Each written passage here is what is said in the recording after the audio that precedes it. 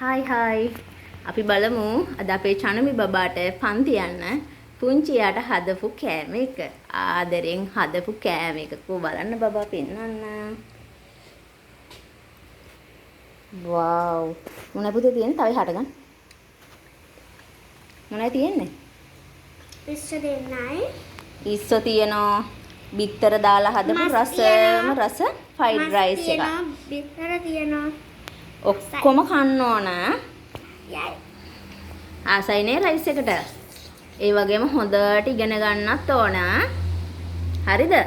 බත් එක කනවා වගේම රසට හොඳට ඉගෙන ගන්නත් ඕනේ. ආදරයි පුංචි හැමදාම.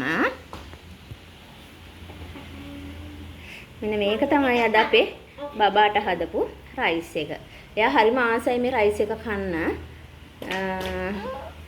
බත් ටික ඉතින් එයා ඔක්කොම කනවානේ. මේකේ ලෝලු පෝෂන් එක ගොඩාක් තියෙනවා. ඒ නිසා මම හරි ආදරෙන් කොච්චර වැඩ තිබ්බත් මම මගේ වැඩ ඔක්කොම නවත්තලා ඉරිදට තමයි මෙයාට පන්තිය තියෙන්නේ.